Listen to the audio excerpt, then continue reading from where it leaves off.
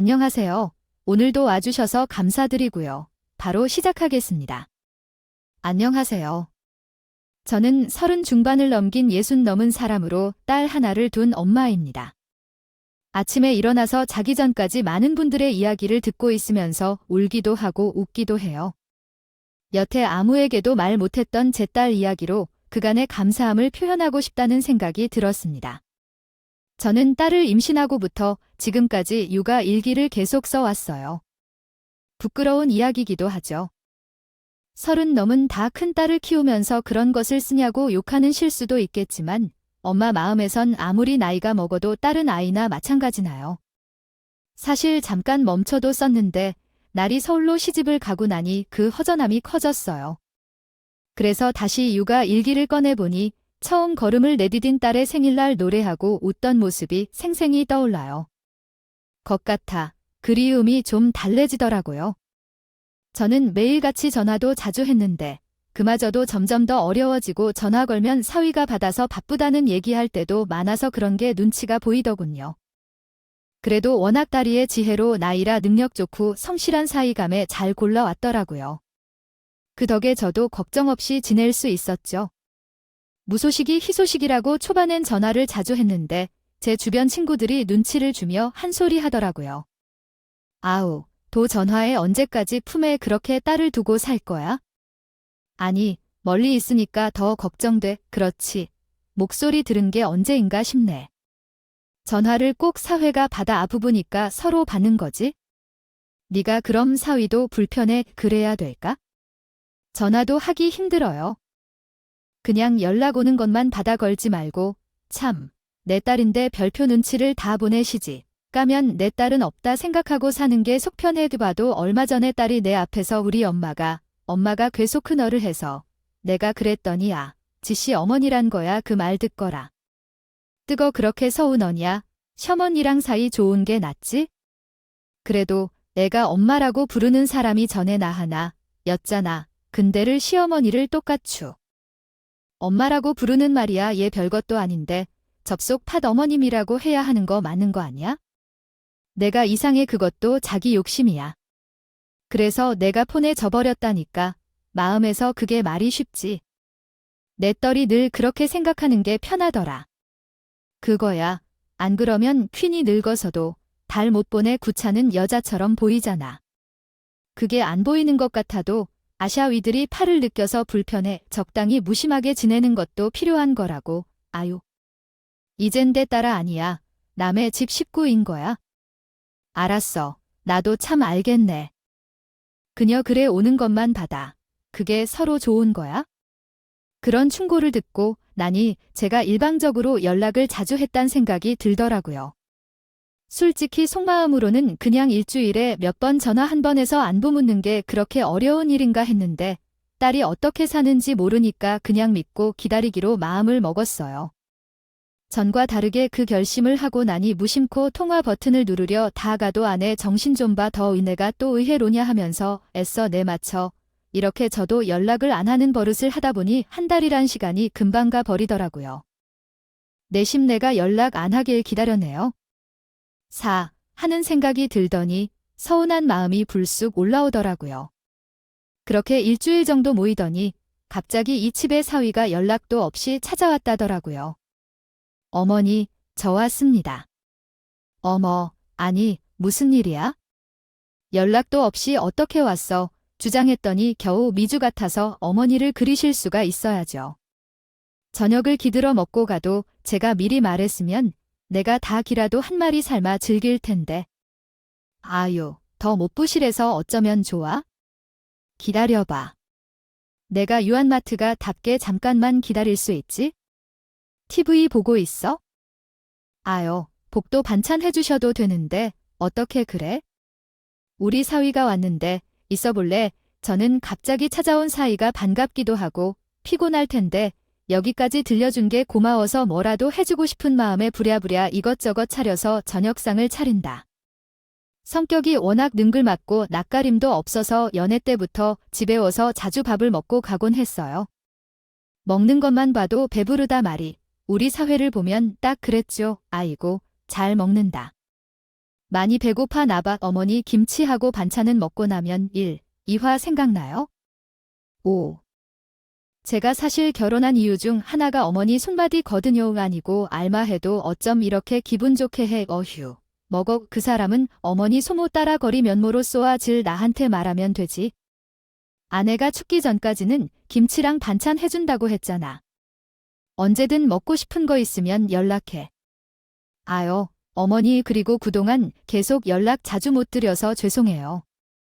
실은 집에 복잡한 일이 하나 터주는 바람에 무슨 일 어쩐지 연락이 더 안 되더라고. 아이 큰삼촌이의 요양원에서 갑자기 나온 게 됐거든요. 아, 그때 그 유해한 가 계신다고 했던 것 들었는데 왜 이런저런 일이 있었는데? 아, 속사정을 잘 몰라요. 그래서 집도 알아봐드리고 알다시피 저희 부모님도 두 분 다 일하니까 요양원 아니면 딱히 방법이 없어서 그 어택 10일 야구 골머리를 알았어요. 정말 그랬구나. 그래도 어떻게 해결은 된 거야? 지금은 같이 살기는 그렇고 앞두게 평소 작은 데 있잖아요. 그쪽으로 집어 더 드리는 걸로 결정했어요. 그래서 가족들이 왔다 갔다 하면서 사로 보구사 요양보호사님이 낮을 있다가 저녁엔 저희 둘이서 죽음바다가. 아직도 적응 기간이어서 생각보다 신경 쓸 일이 너무 많더라고요. 당연하지. 아픈 어른 알아보는 게 쉬운 일 아니야. 밥 같은 건 어떻게 먹어야 하는지 온 김에 일단 반찬이라도 갖고 가. 밥에 목을 정신도 없이 쏟겠네. 그래도 그 사람이 워낙 많이 도와줘서 걔가 착해서 구말 없이 잘 도와줬을 거야. 그런 이거 저도 어머니 눈치가 보이더라고요. 부부라 애도 짐 주는 것 같고 부끄럽게도 하고요. 그런 생각을 왜 해? 한 열군데 그래서 그것 때문에 어머니를 미처 못 챙긴 것 같아서 제가 죄송스러워. 이렇게 직접 달려온 거예요? 용서해 주실 거죠? 용서는 무슨 경우 서야 괜찮아 나는 건강하잖아. 그렇게 전 사위와 저녁까지 든든히 챙겨 먹고 냉장고에 있던 김치, 며칠 전 만들어 놓은 반찬을 바리바리 싸서 보냈어요. 제대를 준비할 시간이 없어서 달 좋아하는 걸 못 잡아준 게 계속 마음에 낭떠러지고요. 그리고 사회를 통해 그 얘기를 들으니 두 사람 다 마음 쓰느라고 오죽 정신이 없었을까 싶어서 제대로 준비해서 서울을 한번 가야겠다는 생각을 했죠. 그러던 참에 새벽 1시가 넘은 시간에 딸에게서 분나 간통 왔더라고요. 이 늦은 시간에 무슨 일인가 싶어서 바로 전화를 걸기도 멈칫하더니 보고 싶어 평생 이런 이야기를 안 하던 애가 갑자기 무슨 일인지 더 마음이 쓰여 견딜 수가 없더라고요. 저도 뜬 눈으로 하루를 보낸 뒤에 이대로 있을 수 없을 것 같아 뭐라도 하는 게 낫겠다 싶어서 반찬 몇 개 만들어 싸고 고장 기차를 타고 서울 향했어요. 잠깐 얼굴만 보면 될 일이니까 보고 오면 되겠다 싶었는데 출발을 하자마자 문자나 가 딸랑 보더라고요. 경비실에 맡기고 보세요. 맛 아무리 그래도 얼굴도 안 보고 보내려는 달이 순간 괘씸하더라고요.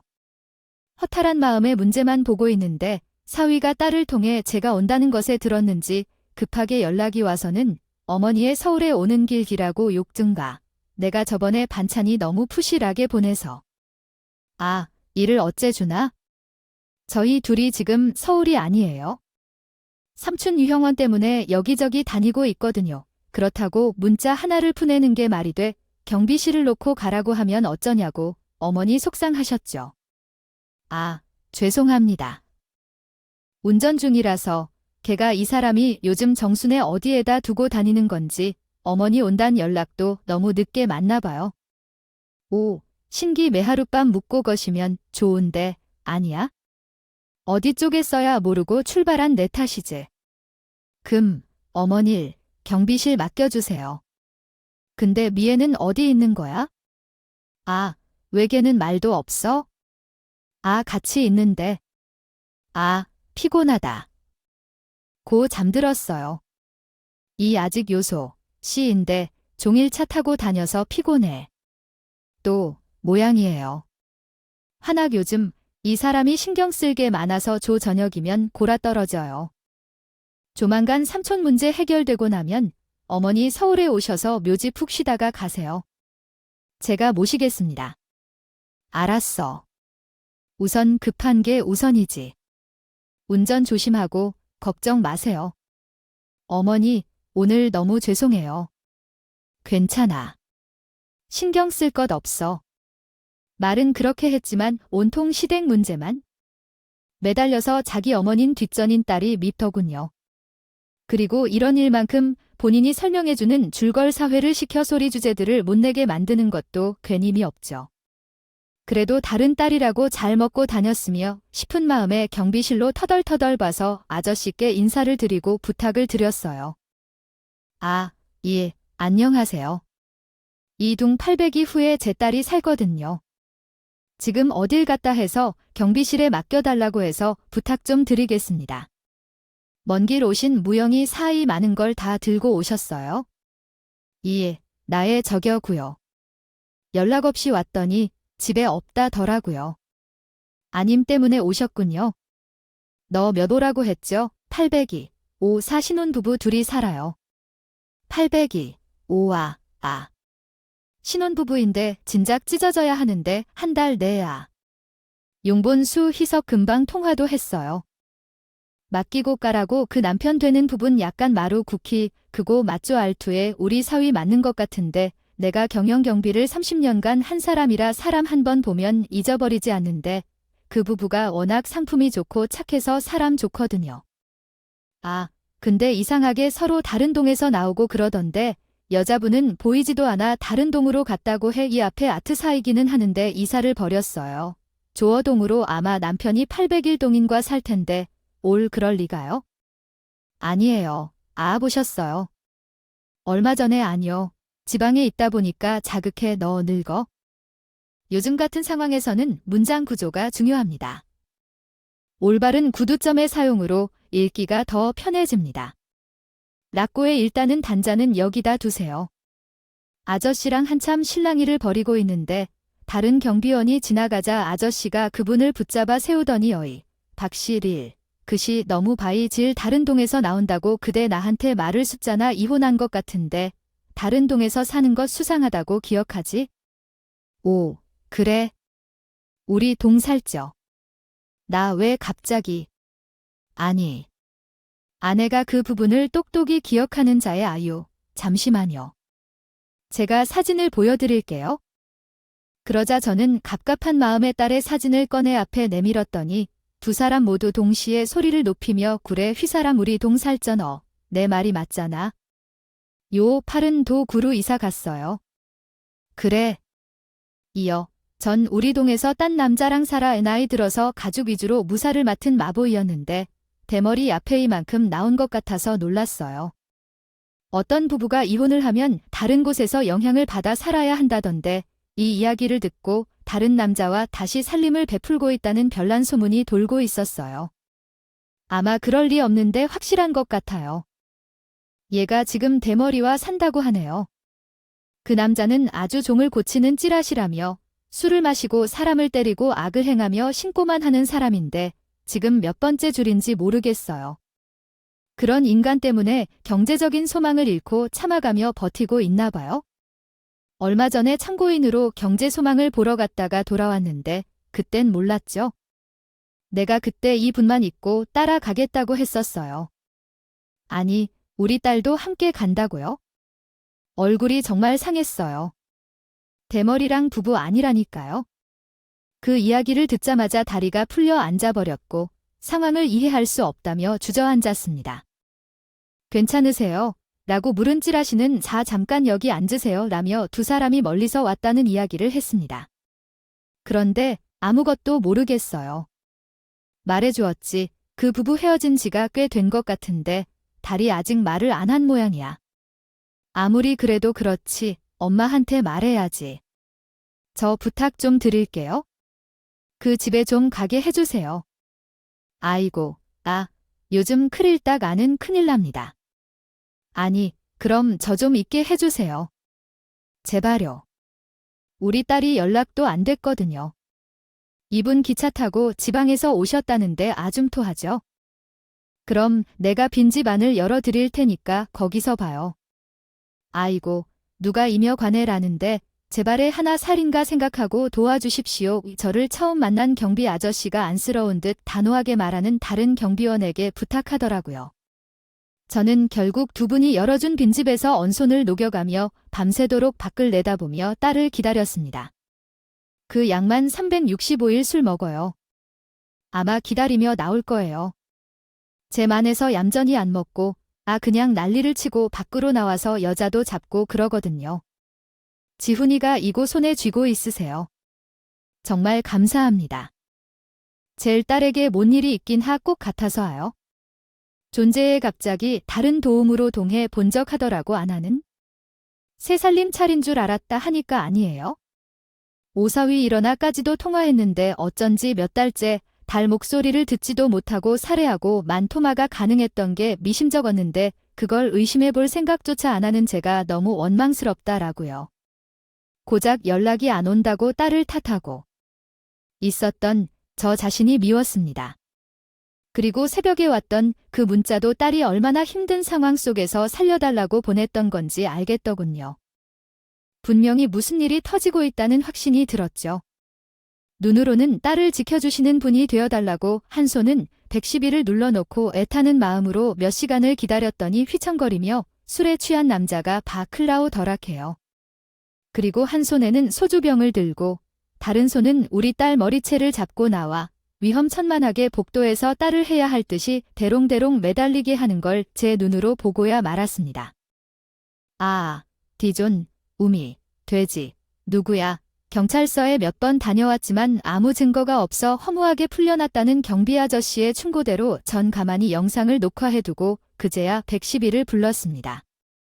평소 같았으면 빨리 걷지도 못했을 두 다리가 내 딸이 위험에 처한 이 기적적인 힘으로 빠르게 움직였습니다. 있더라고요. 그리고 남자는 한참 딸을 힘을 여기저기 치고 받고 하다가 저를 보고 온 아줌마, 지나가세요. 남의 집니 상관하지 말고 버러지 같은 후 어디가 및 위한 내 탈을 미해야? 괜찮아, 엄마 왔어. 엄마 쓰니까 다 괜찮아. 남자는 소주병을 자꾸 벽에다 깨버리더니 저를 향해 날카로운 걸 내면서 계속 가르는 하더군요. 지나가라고. 그냥 지나가. 너도 똑같이 다 하고 싶어. 그래, 내가 오늘 더부터 처리 안 돼. 이놈아, 저도 못 알아볼 정도로 정신도 못 차리던 딸이 멀리서 치의 목소리를 듣더니 겨우 고개를 들어 올라왔어요. 마, 나 좀 살려주 기다려. 엄마가 너한테 가로가 있게는 남자가 위협을 하고 있기 때문에 딸에게 가는 건 쉽지 않았죠. 경찰이 오기만을 기다리며 대치를 하고 있는데 제 뒤에서 아까 이야기를 나눈 경비원 이분이 사비며 공구를 두고 와서 저를 도와주더라고요. 아주씨 그날 연하 자병하고 싶어. 아주마 아처 인권 취해서 어차피 아무것도 못해요. 겁먹지 말고 한 걸음씩 값이 더 그렇게 제 앞과 뒤를 지켜주는 이분 덕에 한 발 한 발 가까이 다가갔고 손에 들고 있던 소주병을 삽으로 쳐서 바닥에 떨어뜨리자 대머리 놈은 힘없이 나 둥글더라고요. 저는 그제야 딸의 제 품에 안고 펑펑 울었습니다. 그리고 그때 맞춰온 경찰에게 이 모든 걸 털어놓았죠. 멀쩡한 내 딸 이렇게 만든 링크 사위예요. 우리가 합니다. 그지, 저 따라오세요. 그 나쁜 놈 꼭 잡아주세요. 부탁드립니다. 경비 아저씨를 따라 경찰이 사회를 잡으러 갔고 저는 딸에게 처음으로 그간 있었던 이야기를 모두 듣게 되었습니다. 갑자기 큰 성준이라는 이름을 듣고 돈에 대한 이 얘기도 나왔어요. 저를 픽업해놓고 나가지 못하게 했어. 한 번도 맘 썼는데 그 인간한테 잡혀와서 더 맞았더니 지쳐서 어디 갈 힘도 없었어. 뭐 들고 덤비니까. 잘못하면 죽게 더라고 몰랐소. 엄마가 미안하다 전마가 미안즈. 엄마가 무슨 잘못이야? 내가 바보지. 그런 놈 아닐걸? 외부에서 제목이 구현 내가 미쳤다 괜찮아. 엄마 그래도 엄마가 올 줄 알았어. 나는 어쩐지 그 놈이 연락을 받고 넌 없다더라고. 여기 나가기만 기다리면서 내가 다 확보해 놨어. 증거 다 할 때 당하더라도 나중에 나가서 다 갚아줄 효고빛이 다 괜찮아. 괜찮아. 엄마가 나 살린 거야. 그러니까 미안해 하지 마. 응. 다행히 달이 그 인간에게 당한 사진 같은 걸 다 저장해 놓은 탓에 증거로 제출할 테니 다행히 많았고 경찰에서도 제 영상과 딸이 모은 증거 사진을 확보해서 모든 일이 우리 쪽으로 쉽게 풀려 준 딸의 말과 경찰 조사를 통해 알게 된 사실은 아주 경악할 정도로 끔찍했어요. 그대 머리와 사회, 이놈은 친척 관계였는데 복잡하게 얽힌 친척 관계라고 하더라고요. 근데 사위가 어렸을 때부터 그 대머리 놈을 잘 따랐고 그 형의 말이라면 껌뻑 죽는 신용까지 했다고 하더군요. 그리고 그 형 때문에 주식 투자로 도 꽤 벌었다고 했대요. 그러면서 사회가 그 대머리 사촌야에게 더 충성을 했다고 하더라고요. 근데 사위가 여자가 생기면서 그 대머리 사촌형이 두 집 살림을 하라고 시켜 고 제 딸인 본천한 자기 디스발을 하게 하라고 일단해요. 종노릇을 하게 만든 거죠. 무슨 내 딸이 물건도 아니고 버러지 같은 이 두 것들은 함부로 내 뜰을 오가맨 거였어요. 그리고 경찰서에 가서 도 제 딸이 살려달라 말 한마디 못한 게 매번 경찰들은 가족 문제는 알아서 해결하며 훈방 조치를 시켰다. 네요. 한 번은 딸이 살려달라는 말을 했다가 집에 돌아와서 해를 당했다는데 그 이후로는 아무 말도 할 수가 없었다고 하더군요. 그 두 것들은 이런 극악무도한 짓을 벌이고 도 아무런 일도 안 생길 줄 알았던 건 제 대머리. 그 남자도 정말 제 손으로 없애버리고 싶었지만 사위 놈이 더 괘씸하고 당장이라도 없애고 싶은 심정이었어요. 바람 피우고 여자 만나러 다닌 동안 내 딸은 영혼과 몸이 죽어나가고 있는데 어떻게 이런 짓을 할 수가 있냐고요? 저는 제 손으로 그 두 것들 콩밥 먹일 생각하며 복수를 하기로 마음먹었어요. 다행히 그날 제 곁에서 절 도와준 경비원들도 제 딸이 겪은 부분에 대해 증거를 서주겠다면서 더 적극적으로 행동해준 덕분에 딸아이가 그간 그대 머리 눈 밑에서 당했던 수모를 낱낱이 이야기할 수 있었죠. 우리의 마음에 깊게 생긴 상처가 언제 사라질지 모르겠지만 그래도 늦게나마 제가 반찬 써서 갔던 그날의 딸을 살린 것 같아서 얼마나 다행인지 몰라요. 까꿍. 누가 지금 출발해야 한다고 불렀던 게 나를 도우라 애는 계셨던 것 같네요. 그날이 아니었으면 지금까지도 술병과 힘 때문에 꼼짝 못하고 거기에 있었을 텐데 말이죠. 그날 이후 저는 딸과 함께 경찰서와 검사를 만나 조사를 받았고 조사받는 동안 이혼 소송과 상간녀 소송까지 진행을 하였어요. 딸은 매번 법정으로 소송을 다닐 때마다 사위 놈의 얼굴을 봐야 했었는데 얼굴 쳐다보는 것도 너무 힘들어 있어요. 한 번은 발적을 한 적도 있었죠. 이런 딸이 이렇게 힘들어하는 모습을 볼 때면 정말 가슴이 찢어지는 고통이었어요. 하지만 이런 딸에게 보답이라도 준 것처럼 사위논과 대머리 사촌형은 벌을 받게 되었고 이혼도 승수를 하게 되었어요. 승수를 했다는 판결을 받았을 때 많이 안 기쁘지만은 않았던 게 딸이 당한 그 끔찍했던 6개월은 다시 되돌릴 수 없는 시간이니까요. 그 상처들을 잘 치료하기 위해 딸은 열심히 병원 더 다녀요. 그리고 다시 저희 집에서 지내면서 안정을 찾아가고 있어요. 친구들이 저보고 딸이 와서 얼굴 폈다는 이야기를 하는데 속 이야기는 아무도 모릅니다. 그래도 이날 일을 계기로 주건 좋고 겉만 다 멀쩡해 보이는 인간이 정부는 아니란 사실을 배웠어요. 60 넘는 저도 제 딸도 마찬가지로 요 인생을 오래 살아서 아는 건 아니더라고요. 정말 큰 배움이 고 깨달음이라서 여러분들도 알고 계셨으면 하는 마음에 부끄럽고 아픈 제 이야기를 꺼내 놓아봤습니다. 저의 긴 이야기 들어주셔서 감사하고요. 늘 평안하시길 바라겠습니다. 오늘도 끝까지 함께 해주셔서 감사하고요. 저는 다음 영상으로 또 찾아뵙겠습니다.